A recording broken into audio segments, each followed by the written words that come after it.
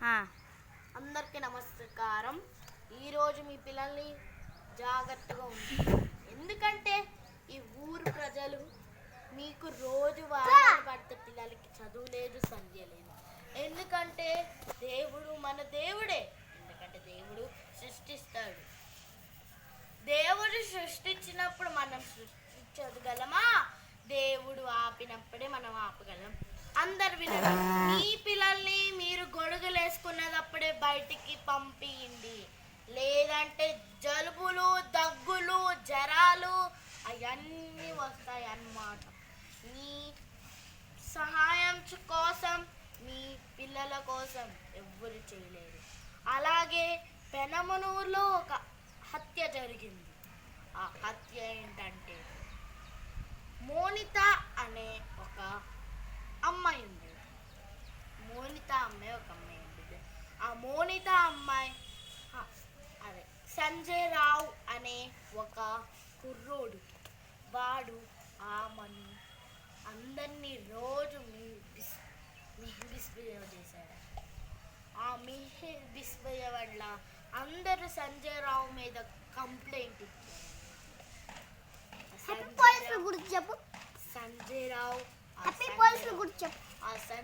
ఆ ప్రిన్సిపలే సంజయ్ రావుకి ఇట్లా చెప్పాడంట. ఆమెకి ఒక సర్టిఫికెట్ కూడా రాలేదు, అందుకే ఆమెని చంపేయండి. జూనియర్స్ అనే వాళ్ళ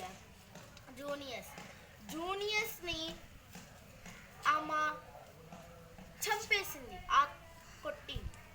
అలాగే జీనియస్ ఆమె సంజయ్ రావుతో పోరాడలేక కళ్ళు తిరిగి పడిపోయింది.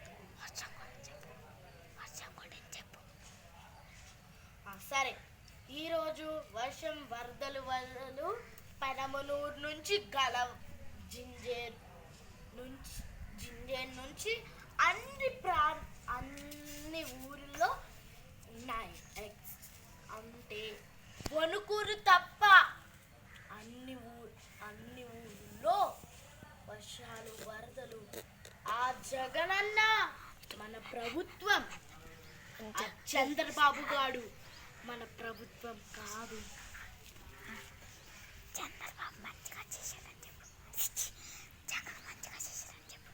జగన్ మంచిగా చేసి అందరికి భోజనాలు పెట్టారు. ఆయన అందరి సహాయం చేయమని అడుగుతున్నారు. అలాగే డబ్బులు ఇస్తాను. ఆయన సంఘ బిడ్డలు ఆయన మెచ్చుకుంటారు, ఎందుకంటే ఆయన ఏమి మాట్లాడకుండా, ఆహారం ఇవ్వకుండా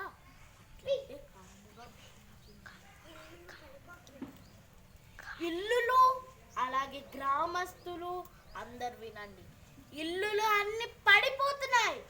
అలాగే మా అమ్మమ్మోళ్ళ ఇల్లు, వాళ్ళ ఒక్క ఇల్లు అది కూలిపోయిందన్నమాట. అలాగే చిన్న ఎవరికైతే రేకులు ఉన్నాయో వాళ్ళ ఇల్లు మొత్తం ధ్వంసం అయిపోతుంది. జాగ్రత్త, కొండలు ధ్వంసమైపోయి ఏదైనా లావా కొండ అయినా, మంటల కొండ అయినా అది ధ్వంసమైతే మన ఈ ఊరు ఏ ఊరైనా, గన్నవరం అయినా అందరూ చనిపోతున్నారు కూడా. అందుకే మీరు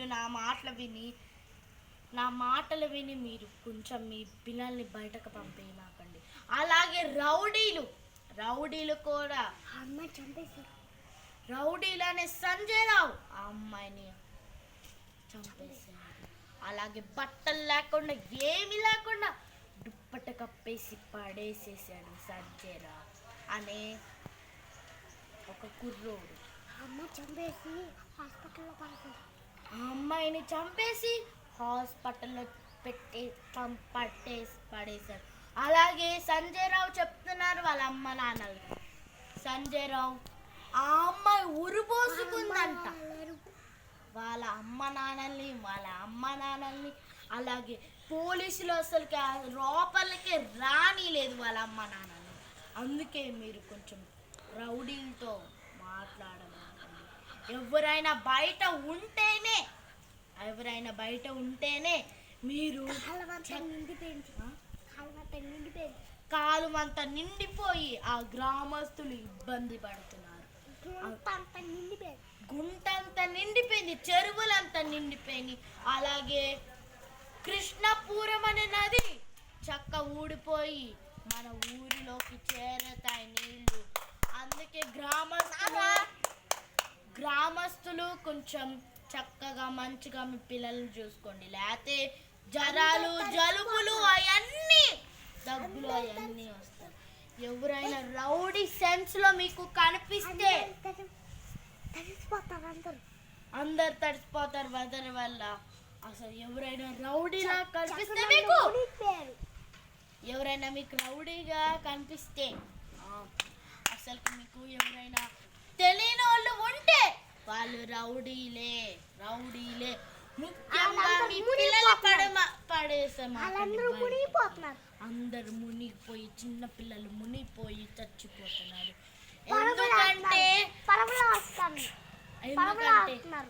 పడవ బీచ్లో నుంచి గన్నవరం బీచ్లో నుంచి పడవలు కూడా వచ్చేసారన్నమాట. ఇది నా చిన్న సాక్ష్యం. అలాగే ఇప్పుడు మన కోసం జగన్ ఎలా అయినా గెలుస్తానన్నాడు, కానీ ఓడిపోయాడు. ఇది చంద్రబాబు ఏదో చేశాడు, ఓట్లన్నీ అది దాచిపెట్టి అవన్నీ దొంగ ఇచ్చేసి ఒక చెత్త కొంటలో పడేసాడు అని చెప్పి. జగన్ గెలుస్తాడు అనుకున్నా,